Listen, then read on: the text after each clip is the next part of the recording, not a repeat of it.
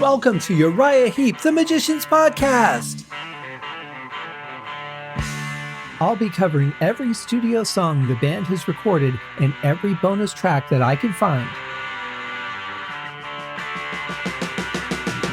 Each week we'll go over a new song from the beginning to where they are currently, and as they keep adding albums, I'll keep adding shows. Let the deep dive party begin. In the magic garden, some were singing, some were dancing.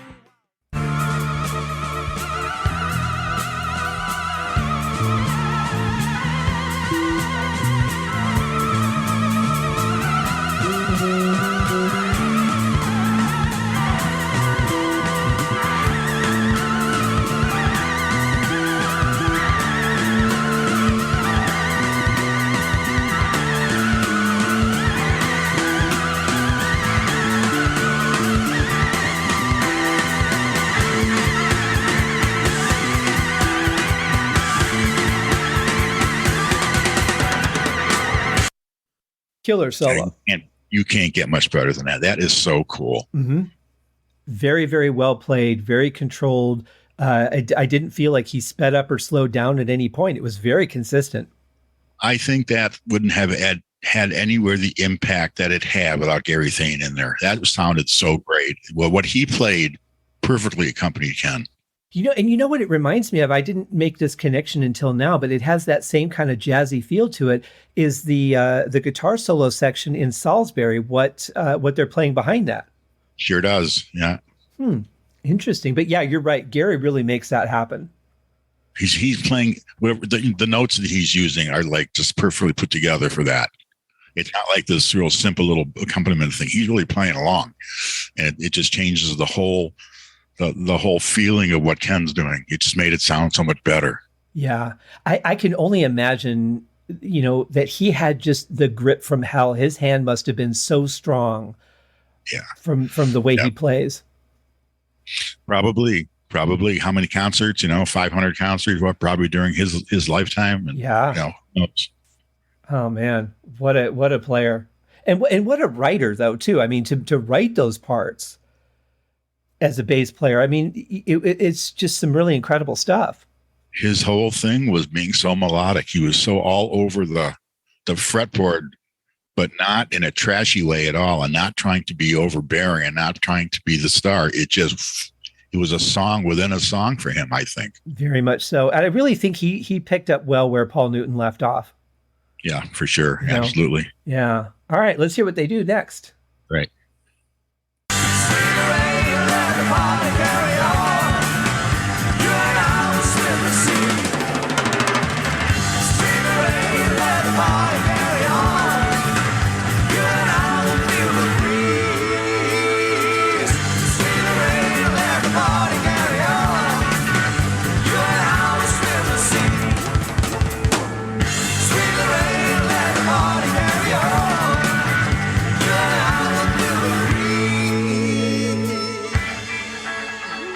Okay, before we get into this part with Mick, we haven't talked about David Byron. He sounds fantastic. Yeah, he does. He does. That's all I can say. It's just like right there.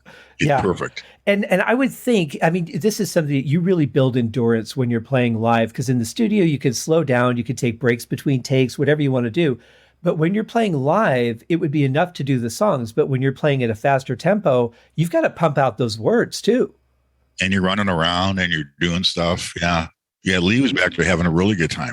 Oh, yeah. That was probably the best part for him in the song so far. Very energetic. Yeah. His drums are tuned a little weird. They sound really dry. Don't they sound different? They do. Wonder what that was. I'm trying to remember if it was like that on all the songs on this album, and I don't think there was like that on all of them. Was this maybe when they recorded one of the other nights? Yeah. This is one of the other nights. Yeah. Yeah. That's what I was thinking. All right. Well, we'll see as the season goes along. Yeah, they sound a bit hollow right in there. Like the mics are too far away from them or something. I wonder if they were miking them from underneath. It could be. Yeah. When you mic your drums, do you put them like you see them in all the pictures with like hanging on top of the cymbals and one stuck in the bass drum, stuff like that? Yeah, I do one just inside the bass drum head. The drums are clipped onto the rims, so they're right over the top, and then 2 overheads. So if you just had them on stands, a foot away from the drums, it would sound totally different, wouldn't it? Oh, yeah. Yeah, because that's what that kind of sounds like to me. Now, I would imagine they're probably using SM57s on his drums at this point or something similar. So those really need to be like right on the drum. And the way that they're making drum mics these days, you really want them pretty close. But there's, arguments whether you mic on top or underneath. If he didn't have bottom heads on his toms, you could put the mic inside of that. But they do sound a little bit different on this song. Because like when he does his drum solo, we'll get down there later in the season. When he does his drum solo at the end of Gypsy, they don't sound like this sounds right now. They sound different, and we'll pick up on that later. Yeah, they're really dry but bright toms at the same time. They sound really tight heads, and I don't think they really sounded that way in Sunrise. So I'm inclined to say you're probably right, but we'll find out. We'll figure it out. That's why we're doing this, solving all the mysteries.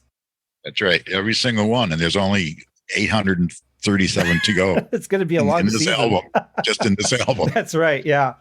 All right, here we go. Sweet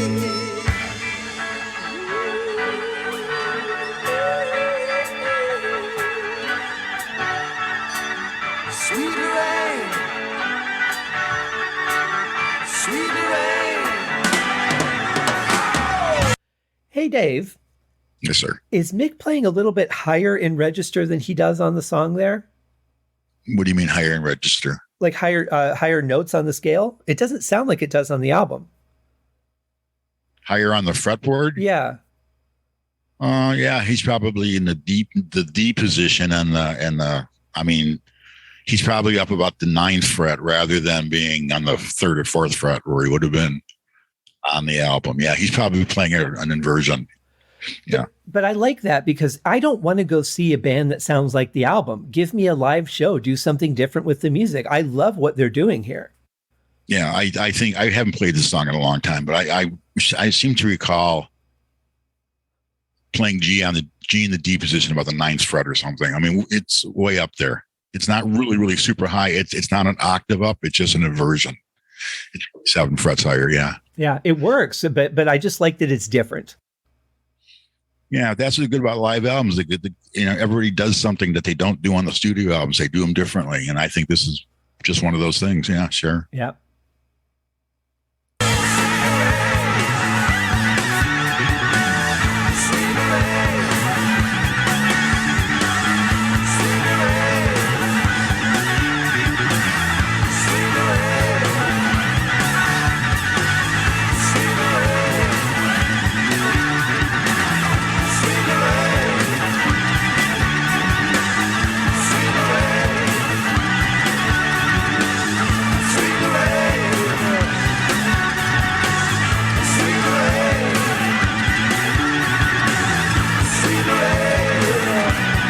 Okay, this is the part where the song becomes obnoxiously repetitive for me. How do you feel about it?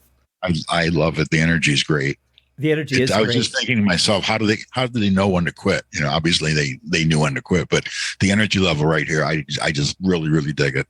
It's very consistent. And what's interesting is that Lee Kerslake is really laying back at this point. You would think that the song is repeating in the chorus. He's going to start throwing in some fills and make it, a little bit more exciting for him. He's just playing straight. It was the same thing about 11 times. Yeah. But I think it just dragged you along with it. I think it was a good choice for me, I think, just to keep it going this way for a while. Yeah. Well, we've got 1 minute and 7 left, so we'll see how long they keep doing this. All right, let's go.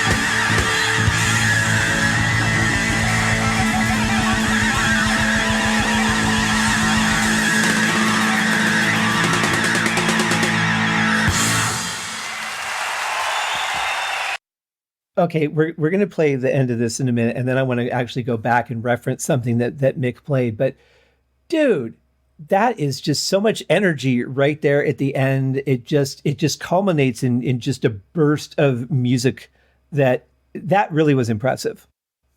It's the train pulling into the station at 150 miles an hour, and they have to stop sometimes. So they just stop everything, and it slides to a stop, and it stops. Mm-hmm. Yeah, that's how I think of it.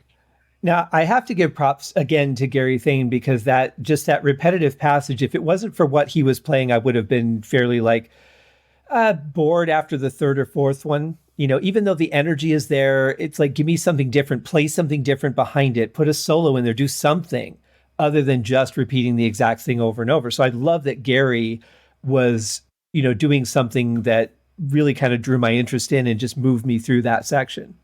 He was the way the song kept going. I mean, he was the reason that you were drawn into that for that long. Yeah. His bass was doing the whole thing as far as keeping it really tight and synced together and moving forward. It was always moving forward there. And he just I totally agree with you. Very much so. And now, again, I think about, the difference between listening to a concert at home and actually being there. If they were there and did that for 5 more minutes, I probably wouldn't have cared. I would have just been like, I don't know, just keep playing. I just want you to keep playing, and it doesn't matter to me.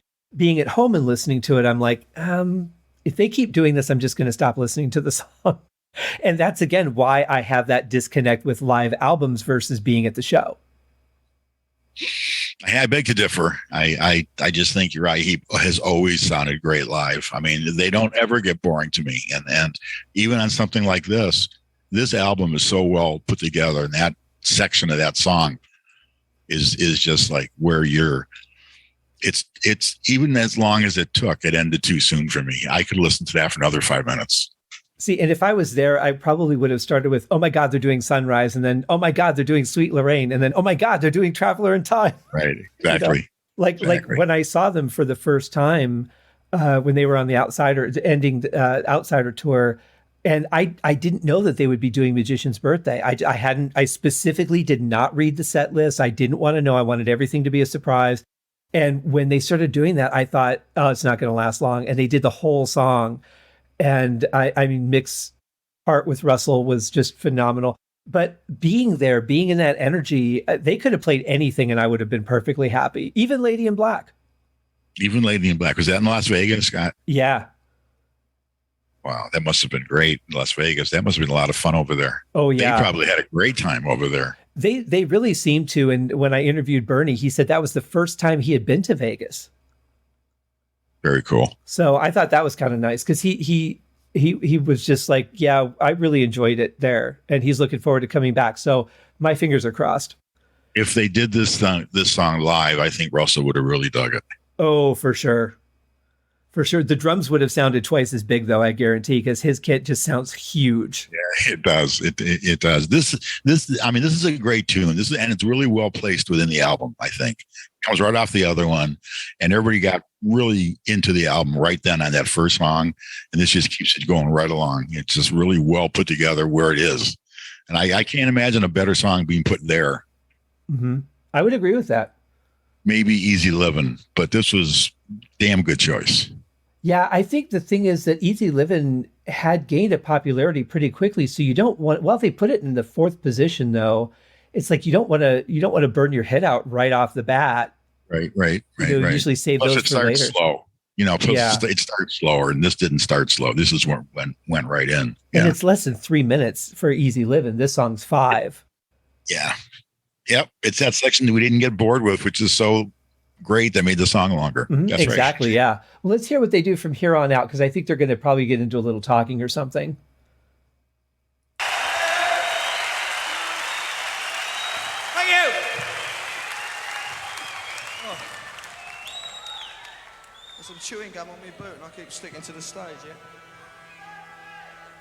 It's terrible when you get it stuck on your boot. Isn't it, like that? Terrible stuff. And that's a weird place for the track to cut, but okay. That's one of the most famous phrases from the classic lineup. Is that right? Reboot. I'm sticking to the stage. Yeah. Was that who was that? David Byron. Oh, that was David. Okay. I want to go back, and I think I found the right spot here because I just want to reference the style that Mick plays, because as somebody who's not a guitar player, I think you can help me understand what I think he's doing there a little bit better. Let's see if I got the right spot.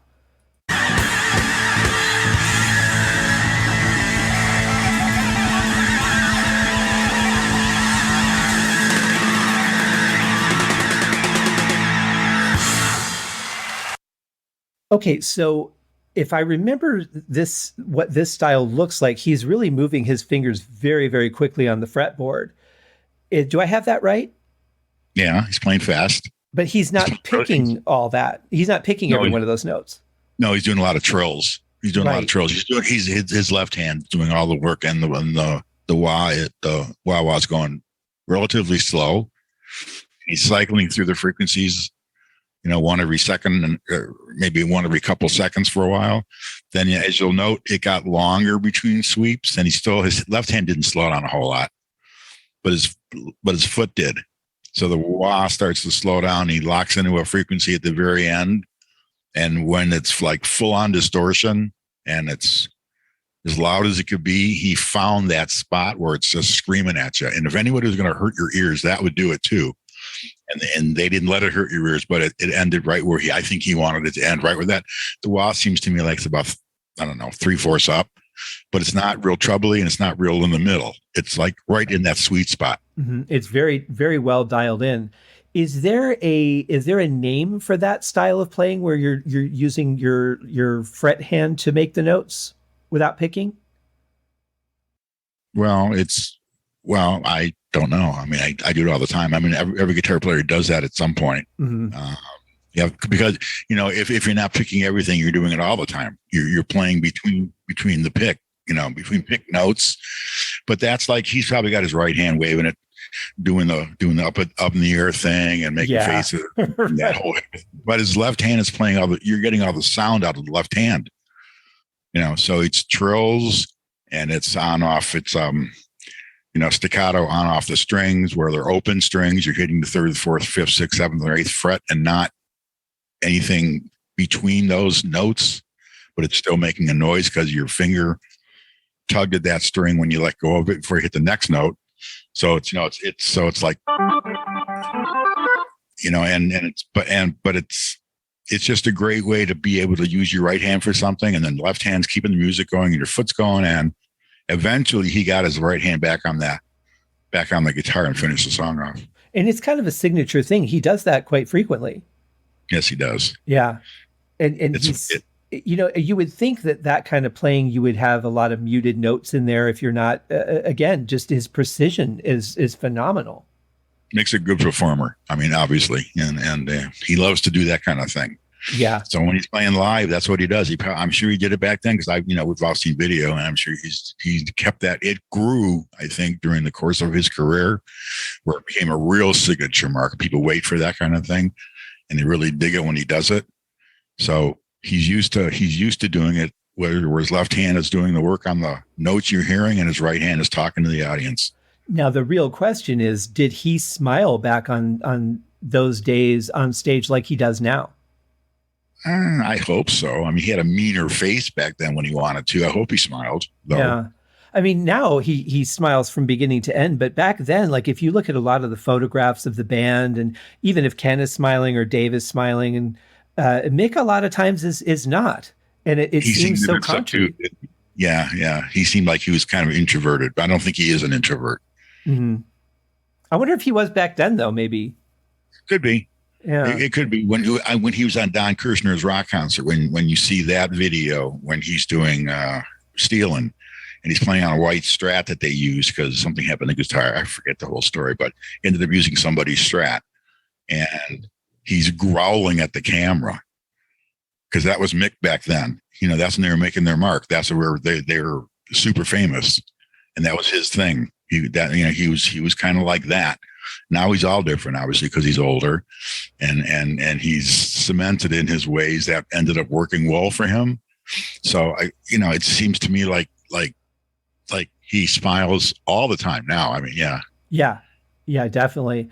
And I think honestly, looking at Uriah Heep pictures from this era, from when David Byron was the singer, you could make a drinking game out of finding pictures of David Byron where he's wearing a shirt or doesn't have his shirt open. They were performers, It's one thing being a musician, and it's something else being a performer. That's very true.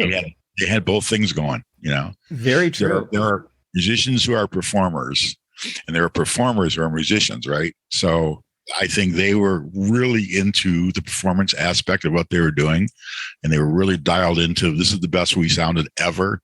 Every time they played, probably just about, because they were really going great at it. At that point, David Byron was the front man. So you got to be the front man. Well, I mean, a band can give a concert or a band can give a show, and there is a difference between those two things. A concert is you get out there and you play your part. A show is you make it alive. Your audience interactive. You're looking at them when you're playing and not your sheet music or whatever. There's a real big difference. And Heep was definitely a let's have a show kind of band. I think so. Yeah, I agree with you. Certainly even just feel it in the music. You feel that connection. That's why I like live albums so much, because it wasn't tailor-made to sound great, other than the fact that it did sound great, but they were playing for real people. Mm-hmm. So, and it's a whole different energy. Yeah, for sure. I mean, it's a whole, we had a band practice the other night. We had people down there, and you play totally different. I mean, it's the same song and it's the same everything, right? But the energy is different because you're feeding off the people there. Right. So it just cranks everything up a couple of degrees and I think it makes it better. That's why I like live albums. And that's why it's tough when you have a gig that's, some Sunday afternoon in a bar that you've never played before and there's 3 people there. It's tough to do some of those shows. It's a good practice though. It's a paid practice because you're not getting energy off the crowd. Right. And if they let you have some beer on the house, then it's all that better. Yeah. Well, that's always okay. It's just better for that. Well, I'm going to say this was another song that, I'm pretty impressed with. I think it wasn't too fast for being up tempo from the album. I think it had a great pace to it. I think there was a lot of great energy. Gary really was the star on this one for me. Yeah. He sounded absolutely fantastic through most of this song. There wasn't any part of the song I don't think you didn't really hear him, really well. So he was the star. Yeah, absolutely. So next week, well, now you and I are recording every week. It's not going to air that way, or maybe it will. I don't know. I haven't decided yet, but we will be covering Traveler in Time. So we're going from Magician's Birthday back to Demons and Wizards for a couple of songs. Traveler in Time is one of my favorite songs. I love that song. Yeah, mine too. Well, my introduction to the band was the Demons and Wizards album after, because really I didn't even get into Abominog. It was just the song That's the Way That It Is. And then I heard started hearing their back catalog. So Demons and Wizards was really the first album for me. And I just have such great memories of every one of those songs. So I'm very excited to get into the live version and hear how it sounds. Okay. Yeah. We'll have another WA conversation. Oh, good. All right. I'll keep it down to a college roar, though. Hey, you know what? This is rock and roll. You go as far as you want. There are no limitations here. I get very affected by a good wah-wah pedal. I can't blame you. Outside of Uriah Heep, who's another big wah pedal guitarist? Jimi Hendrix was, for sure. People use them, but they're not known for using them. So I can't, another brain fart here. I can think of Clapton, of course, like in Badge and all the stuff Clapton did. Jimi Hendrix, of course. Mick Box, of course. Even now, Joe Bonamassa uses them, but only in the songs that he really wants to. And he doesn't just use them because he wants to use it during a song. I think a lot of guys did because they're so much fun to play along with. But that probably sounds really stupid. No. But that's really what I think, though. Yeah, I'm with you. I'm trying to think of who's current who uses a wah, and I don't know if I can think of anybody right off the top of my head. Yeah, I mean, I could think of probably a couple songs that might have them, but not people that are consistent players. Right.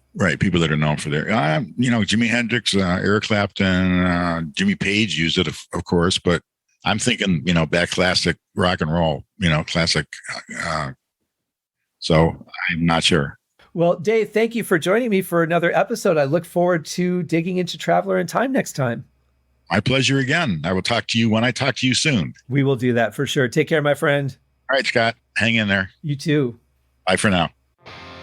Thank you for joining me on this episode of Uriah Heep, the Magician's Podcast. If you have enjoyed this show, please consider going over to Apple Podcasts or your favorite podcast outlet, leaving a rating or a review. Be sure to subscribe to make sure that you are notified when new episodes are available. Please be sure to share this podcast with your fellow Uriah Heep enthusiasts and anyone who you think would like Uriah Heep, which should be everyone. And if you are so inclined, please feel free to contribute to the Patreon account. And if you are not a Patreon subscriber, you can also pay through the PayPal link on the website listed in the show links below. I would also like to thank Uriah Heep for their very generous support of the show, and thank you guys for listening. We'll see you in the next episode. Happy days!